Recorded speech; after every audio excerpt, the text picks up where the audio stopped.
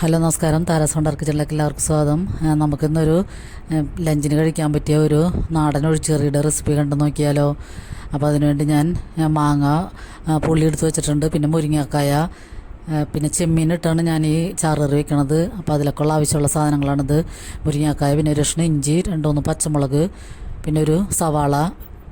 അപ്പോൾ മാങ്ങ അരിഞ്ഞ് കുറച്ച് പുളി കൂടുതലുള്ള കാരണം ഞാൻ ചൂടുവെള്ളത്തിലിട്ടിട്ട് ഒന്ന് പുളി കളഞ്ഞെടുത്ത് വെച്ചേക്കണതാണ്. അപ്പോൾ ഞാൻ ചെമ്മീനിട്ടാണ് ഈ ചാറുകറി വയ്ക്കണത്. അപ്പോൾ ചെമ്മീൻ വേവിച്ചിട്ട് മാറ്റി വെച്ചിട്ടുണ്ടായിരുന്നു. അപ്പോൾ നമുക്കത് ചീനിച്ചട്ടിയിലേക്ക് കുറച്ചെടുത്ത് കുറച്ച് ചെമ്മീൻ ഇടാം.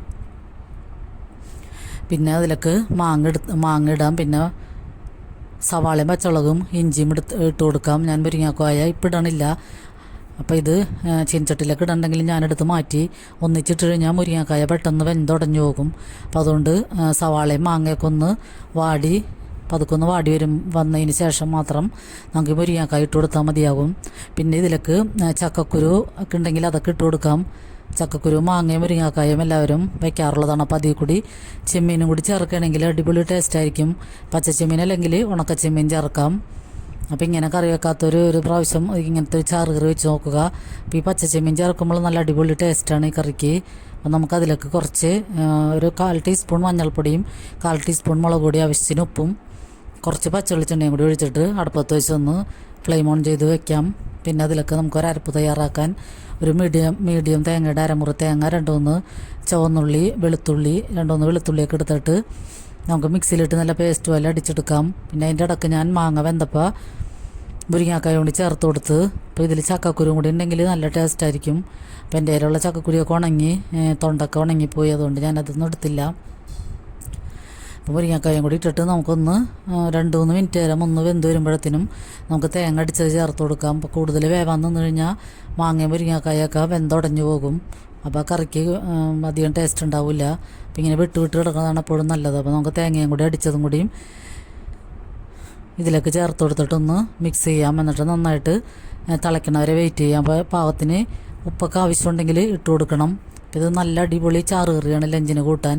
അപ്പോൾ ഞാൻ ചെറിയ ചെമ്മീൻ കിട്ടിയപ്പോൾ 1 കിലോ വാങ്ങി ക്ലീൻ ചെയ്ത് വേവിച്ചെടുത്ത് വെച്ചേക്കണതാണ്. അപ്പോൾ നമ്മളിങ്ങനത്തെ ചെറിയ കറികളിലൊക്കെ കുറേശ്ശെ ഇട്ടാൽ, ഞാൻ ഇന്നലെ ഒരു റെസിപ്പി ഇട്ടിട്ടുണ്ടായിരുന്നു, വെണ്ടയ്ക്ക ചെമ്മീൻ പൊരി. അപ്പോൾ അത് കാണാത്തവരുണ്ടെങ്കിൽ ഒന്ന് കണ്ടു നോക്കുക.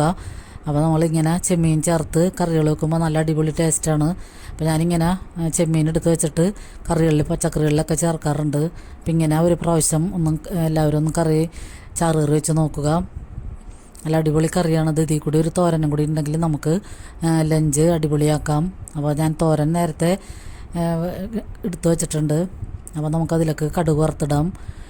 കടുക് വെളിച്ചെണ്ണ ചൂടാകുമ്പോൾ കടുക്, വറ്റൽമുളക്, കറിവേപ്പില ഇത്രയും പൊട്ടിച്ചതിന് ശേഷം നമ്മൾ ഫ്ലെയിം ഓഫ് ചെയ്തിട്ട് അതിലേക്ക് ഒരു 1/4 ടീസ്പൂൺ മുളക് പൊടിയും കൂടി ചേർത്തിട്ട് അതും കൂടി ഒന്ന് ഇളക്കിയിട്ട് വേഗം ഈ കറിയിലേക്ക് ഒഴിച്ചു കൊടുക്കാം. അപ്പോൾ കറിക്ക് നല്ല കളറുണ്ടാവും, നല്ല ഭംഗിയായിരിക്കും കറി കാണാൻ. അപ്പോൾ അതും കൂടി ചെയ്ത് കഴിഞ്ഞാൽ നമ്മുടെ അടിപൊളി ചെമ്മീൻ ചാറുകറി ഇവിടെ റെഡിയാണ്. നമ്മൾ ചെമ്മീൻ ഇങ്ങനെയൊക്കെ പിടിച്ച് സ്റ്റോക്ക് ചെയ്യുകയാണെങ്കിൽ ഇങ്ങനത്തെയൊക്കെ അടിപൊളി കറികൾ ഉണ്ടാക്കാൻ പറ്റും. അപ്പോൾ എല്ലാവരും ഇങ്ങനത്തെയൊക്കെ കറികൾ ഒന്ന് ട്രൈ ചെയ്ത് നോക്കുക. അപ്പോൾ എപ്പോഴും പറയുന്നത് പോലെ ലൈക്ക് ചെയ്യാനും കമൻറ്റ് ചെയ്യാനും ഒന്നും ആരും മറക്കരുത്. ഇപ്പോൾ ഈ വീഡിയോ കണ്ടുകൊണ്ടിരിക്കുമ്പോൾ തന്നെ ഒന്ന് ലൈക്ക് ബട്ടൺ അമർത്തിയേക്കണം. അപ്പോൾ എൻ്റെ വീഡിയോ ഒക്കെ എല്ലാവർക്കും ഇഷ്ടമായെന്ന് കരുതുന്നു. അടുത്തൊരു വീഡിയോയുമായി വരുന്നതുവരെ എല്ലാവർക്കും നന്ദി.